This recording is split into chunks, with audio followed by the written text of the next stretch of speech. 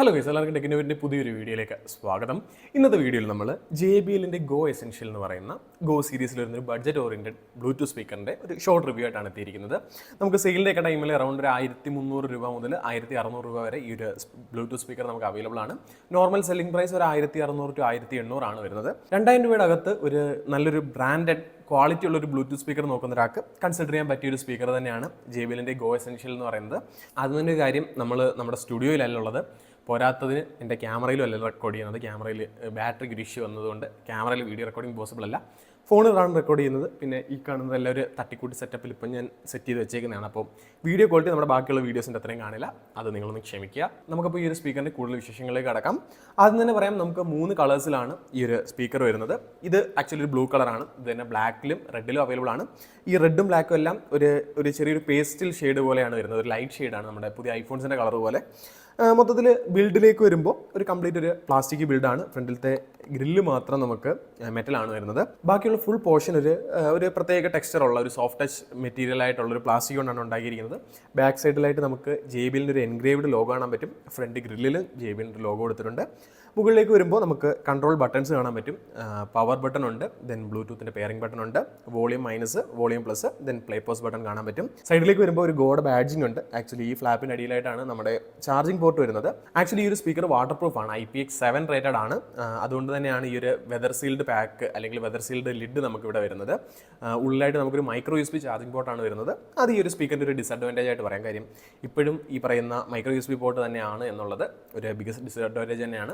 കാര്യം പൊതുവെയുള്ള ബാക്കിയുള്ള ഗാഡ്ജറ്റുകളും ടൈപ്പ് സിയിലേക്ക് മാറി. അപ്പോൾ ഈ സ്പീക്കർ വാങ്ങുന്നുണ്ടെങ്കിൽ ഇത് ചാർജ് ചെയ്യാനായിട്ട് ഇതിൻ്റെ മൈക്രോ USB ചാർജർ കേബിൾ കൂടെ കൊണ്ട് നടക്കേണ്ടി വരും. അത്യാവശ്യം ഡീസൻറ്റ് ക്വാളിറ്റിയാണ്. കയ്യിലൊക്കെ പിടിക്കുമ്പോൾ ഒരു പ്രീമിയം പ്രൊഡക്റ്റ് ഹോൾഡ് ചെയ്യുന്ന ഫീൽ ഉണ്ട്. പൊതുവെ എല്ലാ JBL പ്രൊഡക്ട്സിനും ഉള്ളതാണ്. എടുത്തു പറയേണ്ടത് ഈ ഒരു പ്ലാസ്റ്റിക്കിൻ്റെ മെറ്റീരിയൽ ക്വാളിറ്റി തന്നെയാണ്. കയ്യിലൊക്കെ പിടിക്കുന്ന സമയത്ത് ആ ഒരു പ്രീമിയം ഫീൽ നമുക്ക് കിട്ടുന്നുണ്ട്. നമുക്കിതിൻ്റെ ടെക്നിക്കൽ സ്പെസിഫിക്കേഷനിലോട്ട് വരുമ്പോൾ 3.1 വാട്ട്സ് ആണ് ഈ ഒരു ബ്ലൂടൂത്ത് സ്പീക്കറിൻ്റെ ഔട്ട്പുട്ട് എന്ന് പറയുന്നത്. അത്യാവശ്യം നമ്മുടെ നോർമൽ യൂസിൽ, പേഴ്സണൽ യൂസിന് വേണ്ട സൗണ്ട് ഔട്ട്പുട്ട് കിട്ടുന്നുണ്ട്.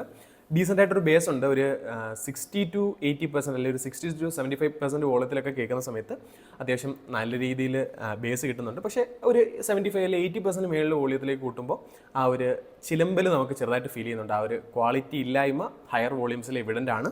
അപ്പോൾ നോർമൽ യൂസിന്, ഇപ്പോൾ പേഴ്സണൽ യൂസിന് ഞാൻ ഉദ്ദേശിച്ച് മറ്റൊന്നുമല്ല, നിങ്ങളിപ്പോൾ ഒരു പാർട്ടി കൂടുകയാണ് അല്ലെങ്കിൽ നിങ്ങൾ കുറേ ഫ്രണ്ട്സൊക്കെ കൂടിയിരിക്കുമ്പോൾ ഇച്ചിരി നല്ല ബേസൊക്കെയുള്ള പാട്ടിടാനാണെങ്കിൽ ഇത് സ്പീക്കർ അത് പറ്റില്ല.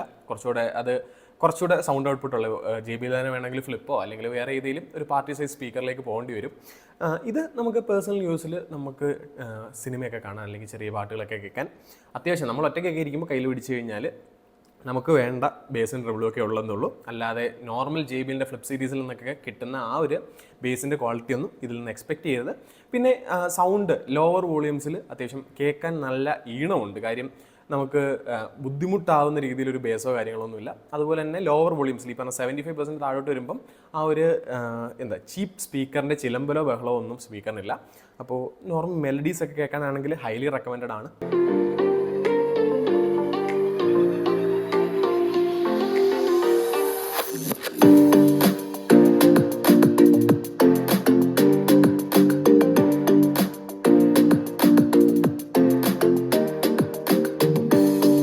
ഇതിൻ്റെ ബ്ലൂടൂത്ത് വെർഷൻ വരുന്നത് 4.2 ആണ്. അത്യാവശ്യം ഫാസ്റ്റ് ആണ് പെയറിംഗ് ഒക്കെ. ഇതുവരെ ഇതിൽ കണക്റ്റിവിറ്റി ഇഷ്യൂ ഒന്നും വന്നിട്ടില്ല. അതുപോലെ ബാറ്ററി ബാക്കപ്പ് കമ്പനി പറയുന്നത് 5 മണിക്കൂറാണ്. ചാർജിങ് ടൈം വരുന്നത് 2.5 മണിക്കൂറാണ്. ഫാസ്റ്റ് ചാർജിങ് കാര്യങ്ങളൊന്നുമില്ല. അതും ഒരു നെഗറ്റീവായിട്ട് വേണമെങ്കിൽ പറയാം. സോ ചാർജിൻ്റെ കാര്യത്തിൽ ഇതിന് ഈ പറഞ്ഞ ടൈപ്പ് സി പോർട്ട് ഇല്ലാത്തതും ഫാസ്റ്റ് ചാർജിങ് ഇല്ലാത്ത ഒരു പോരായ്മ തന്നെയാണ്. പിന്നെ ബാറ്ററി ബാക്കപ്പ് നമ്മുടെ നോർമൽ യൂസിൽ ഒരു മീഡിയം റേഞ്ച് വോളിയത്തിലൊക്കെ കേൾക്കുകയാണെങ്കിൽ ഒരു 4-4.5 മണിക്കൂറൊക്കെ നമുക്ക് ഓൺ ആൻ ആവറേജ് കിട്ടുന്നുണ്ട്. അതിൽ കൂടുതൽ എക്സ്പെക്ട് ചെയ്യേണ്ട കാര്യം, കമ്പനി ആകെ 5 പറയുന്നുള്ളൂ. വാട്ടർ പ്രൂഫ് ആണ്, എവിടെ വേണമെങ്കിലും നിങ്ങൾക്ക് കൊണ്ടുപോകും.